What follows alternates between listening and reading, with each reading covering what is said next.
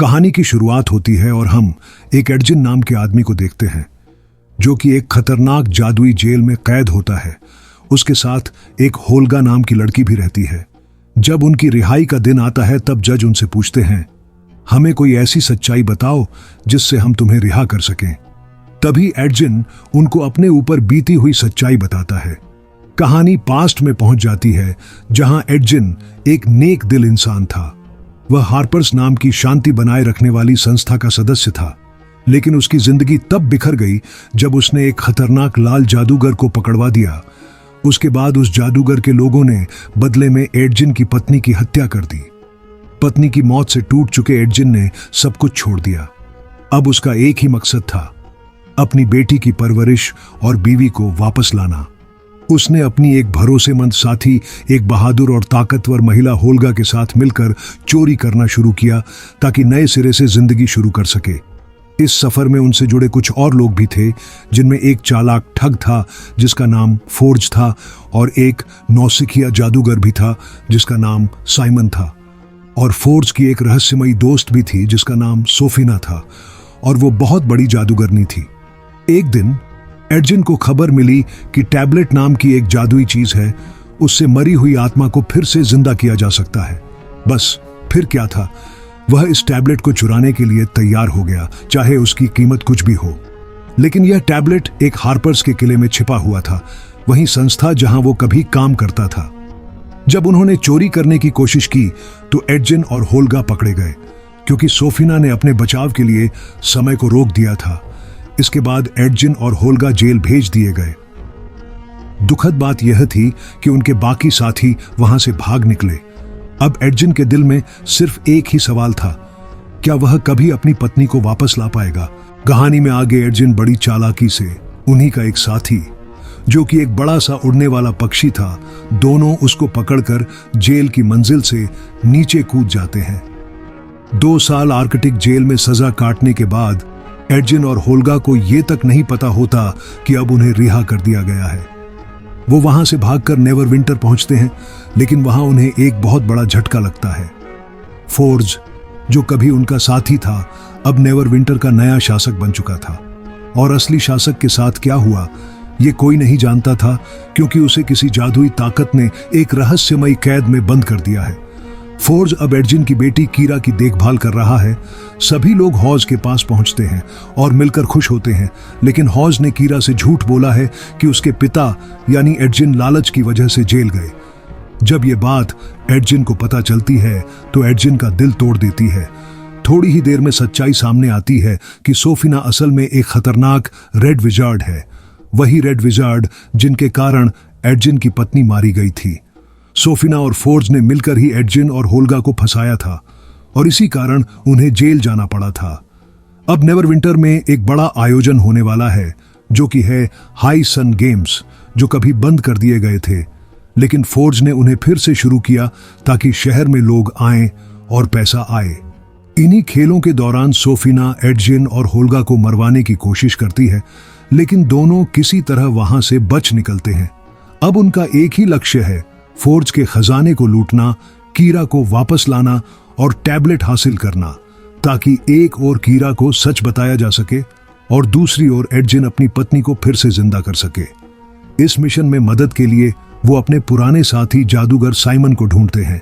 तभी साइमन उन्हें सलाह देता है कि उन्हें डोरिक नाम की एक शक्तिशाली जादुई लड़की को साथ लेना चाहिए, जो साइमन की जीएफ थी, लेकिन उसने साइमन का प्रपोजल स्वीकार नहीं किया था। डोरिक भी फोर्ज से परेशान है, क्योंकि उसने जंगल वाली जाति को खतरे में डाल दिया है।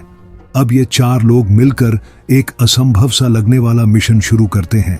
तभी कहानी में आगे जैसे ही वे डोरिक के पास पहुंचते हैं तो देखते हैं कि वह किसी से लड़ रही थी, क्योंकि डोरिक कोई साधारण लड़की नहीं थी, बल्कि एक जादुई लड़की थी जो कभी भी एक जानवर में बदल सकती थी।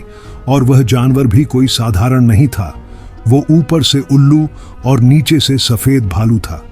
बड़ी मुश्किलों से मनाने के बाद डोरिक उनका साथ देने के लिए तैयार हो जाती है।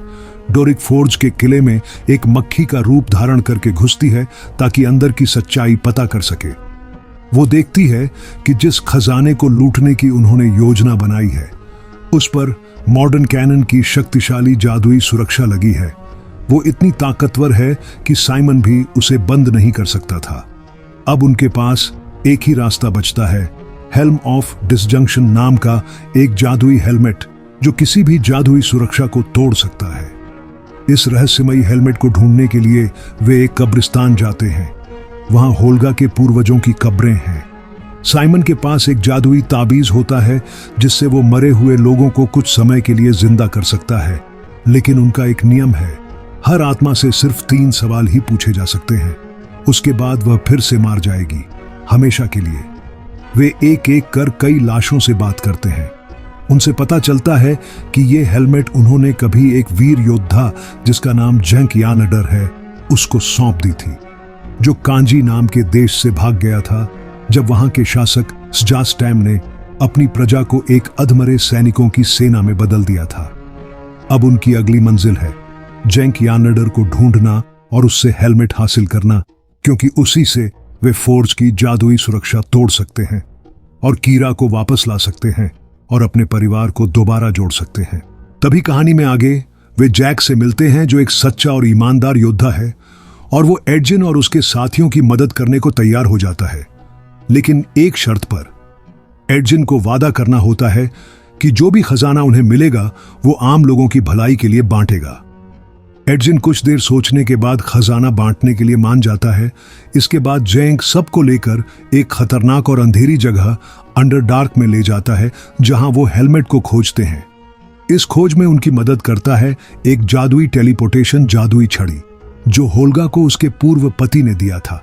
लेकिन जैसे ही वे हेलमेट के पास पहुंचते हैं और उसे अपने साथ ले जाने ही वाले होते हैं, तभी वहां सोफिना के हत्यारे उन पर हमला कर देते हैं। तभी जेंक उन हथियारों से बहादुरी से लड़ता है और एक एक करके सभी को मार देता है और अपनी टीम को वहां से भागने के लिए बोलता है, क्योंकि उसने जिन्हें मारा है वो पहले से ही मरे हुए थे, इसीलिए वो दोबारा से जिंदा हो जाते हैं और उनके पीछे पड़ जाते हैं। जैक बाकी टीम को बचाकर वहां से निकालता है। तभी वहां एक विशाल ड्रैगन आता है और वो सभी को एक एक करके मारने लगता है। धीरे धीरे वो सभी हथियारों को मार देता है, लेकिन जैक की टीम टेलीपोर्टेशन से भाग जाती है, जहां अंत में जैक उस विशाल, मोटे और भयंकर लाल ड्रैगन को अपनी तलवार से मार देता है। अब हाई सन गेम्स शुरू हो चुके हैं और योजना ये बनती है कि साइमन की मदद से हेलमेट का इस्तेमाल करके खजाने के कमरे में घुसा जाए, लेकिन साइमन अभी भी उसकी शक्ति को पूरी तरह नियंत्रित नहीं कर पा रहा था। वो उससे जुड़ने की कोशिश करता, लेकिन बार बार एक शक्ति उसे बाहर फेंक देती। इसलिए वे जादुई स्टाफ यानी टेलीपोर्टेशन की मदद से सीधे खजाने के तहखाने में दाखिल होते हैं। लेकिन वहां पहुंचकर साइमन और होल्गा को पता चलता है कि कमरा तो खाली है, बस एक जादुई जाल वहां पर काम कर रहा है जो सोफिना और फोर्ज ने उनके लिए बिछाया था। उसी दौरान सोफिना एक बार फिर चाल चलती है। वह कीरा का रूप धरकर एडजिन को धोखा देती है। एडजिन को लगता है कि वो उसकी बेटी है और सोफिना उसे काबू में ले लेती है। फोर्ज उन सबको मारने का आदेश देता है, लेकिन एडजिन कहता है कि हमें ऐसे मरने से अच्छा खेलों में भाग दिया जाए और हम बहादुरी के साथ लड़ते हुए मरना चाहते हैं। सोफिना उनकी यह शर्त मंजूर करती है और इसके बाद सबको पकड़कर खेलों में भाग लेने पर मजबूर किया जाता है। स्टेडियम में पहुंचते ही मौत का खेल शुरू होता है। स्टेडियम में उनके जैसी और भी कई सारी टीम थी, जहां एक वैल जैसा राक्षस उनको मार रहा था। तभी डोरिक एक प्लान बनाती है और वे डोरिक की मदद से किसी तरह सब स्टेडियम से भाग निकलते हैं। डोरिक को पता चलता है कि फोर्ज अब खजाना एक नाव में लाद कर भागने की तैयारी में है। एडजिन और उसके साथी कीरा को फोर्ज से बचा लेते हैं, क्योंकि फोर्ज ने उसे जान से मारने की धमकी दी थी, और फिर पूरा समूह उसकी नाव को अपने कब्जे में ले लेता है, जिस पर सारा खजाना लादा गया था। वे सब उस नाव को लेकर नेवर विंटर से जाने लगते हैं। अब उनका असली बदला और न्याय की लड़ाई शुरू होती है। कहानी में आगे जब एडजिन और उसके साथी नाव लेकर भाग रहे होते हैं, उन्हें एक भयानक सच्चाई का पता चलता है। वे नेवर विंटर की तरफ देखते हैं, जहां सोफिना ने हाइसन गेम्स की पूरी योजना सिर्फ इसलिए बनाई थी ताकि बड़ी भीड़ इकट्ठा हो और वह कांची को तबाह करने वाले श्राप का इस्तेमाल करके उन्हें भी मरे हुए सैनिकों में बदल सके। ऐसे सैनिक जो मरकर वापस से जिंदा हो जाते हैं, जैसे झोंबी। अब समय बहुत कम था। टीम वापस लौटती है, इस बार किसी खजाने के लिए नहीं, बल्कि लाखों निर्दोष लोगों को बचाने के लिए। वे टेलीपोर्टेशन स्टाफ की मदद से फोर्ज की चोरी की गई दौलत को नाव से निकालते हैं और फिर हॉट एयर बलून में भर देते हैं, जिससे वो खजाना पूरे शहर में गिर जाता है। पूरा शहर खुशी से झूम उठता है, क्योंकि पूरे शहर में खजाने की बारिश जो हो रही थी।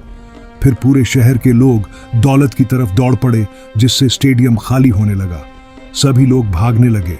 इससे पहले कि सोफिना का जादू असर करता, अपनी योजना विफल होते देख सोफिना गुस्से से पागल हो जाती है और पूरी ताकत से एडजिन की टीम पर हमला करती है।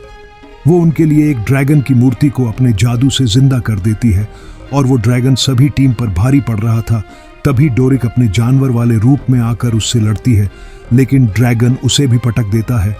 तभी ड्रैगन एडजिन को मारने वाला था। तभी डोरिक सोफिना को नीचे गिराती है और उसका जादू भंग होते ही ड्रैगन वापस से पत्थर बन जाता है। फिर सोफिना उन लोगों पर अपने जादुई हाथ से वार करती है, जो कि लाल रंग का था, लेकिन उस हाथ का सामना साइमन का जादुई हाथ करता है। पूरी टीम उसको मारने के लिए पूरा जोर लगा देती है, लेकिन सोफिना बहुत ताकतवर थी। तभी सोफिना उन्हें फिर से अपने समय रोकने वाले जाल में फंसा देती है और अपने असली रूप में आ जाती है। लेकिन जल्दी ही उसकी टाइम स्टॉप स्पेल अपने आप टूट जाती है, क्योंकि कीरा, जिसे बचपन में एडजिन और होल्गा ने एक इनविजिबिलिटी पेंडेंट दिया था, उसका इस्तेमाल करके सोफिना के हाथ में एंटी मैजिक ब्रेसलेट पहनाती है। अब सोफिना की सारी जादुई ताकत खत्म हो जाती है। उसी समय डोरिक, जो अब एक विशाल और शक्तिशाली ऑल बेयर के रूप में बदल चुकी है, उस पर हमला करती है। तभी कहानी में आगे एक जमीन धंसने वाले हमले में सोफिना मलबे के नीचे दबकर मर जाती है। लेकिन इस युद्ध में होल्गा घातक रूप से घायल हो जाती है। एडजिन के सामने अब सबसे कठिन फैसला होता है। उसके पास सिर्फ एक टैबलेट ऑफ रीअवेकनिंग है, जिससे वो अपनी मरी हुई पत्नी को जिंदा कर सकता है, या फिर होल्गा, जो अब उसकी सच्चे दिल से परिवार बन चुकी है, वो फैसला करता है होल्गा को वापस लाना ही सही है, क्योंकि उसने ही कीरा को मां की तरह पाला और उनके जीवन का सबसे सच्चा हिस्सा बन गई थी। टैबलेट से होल्गा की जान बच जाती है। अंत में सब कुछ ठीक हो जाता है। शहर सुरक्षित है, परिवार एकजुट है और न्याय हुआ। डोरिक, जो अब पूरे मिशन में साइमन के बदलेपन से प्रभावित हुई है, उसे इशारा देती है कि शायद भविष्य में उनके बीच कुछ और हो सकता है। अब जब शहर को बचा लिया गया है और सोफिना की साजिश नाकाम हो चुकी है, नेवरविंटर का असली शासक, जिसे पहले एक जादू से बंदी बना दिया गया था, वापस लौट आता है। वह एडजिन और उसकी टीम को सम्मानित करता है। उन्हें पूरे राज्य के सामने हीरो घोषित किया जाता है। लोगों की नजर में अब वे चोर या भगोड़े नहीं, बल्कि रक्षक बन चुके हैं। वहीं दूसरी ओर फोर्ज, जिसने धोखा, लालच और झूठ से सब कुछ पाने की कोशिश की थी, उसे कोई माफी नहीं मिलती। उसे उसी जेल में वापस भेज दिया जाता है जहां पहले एडजिन और होल्गा बंद थे। लेकिन इस बार किस्मत फोर्ज के साथ नहीं थी। जहां एडजिन और होल्गा कभी भाग निकले थे, वहीं फोर्ज भागने में नाकाम रहता है। इस तरह एक कहानी खत्म होती है और अंत में सच और अच्छाई की जीत होती है।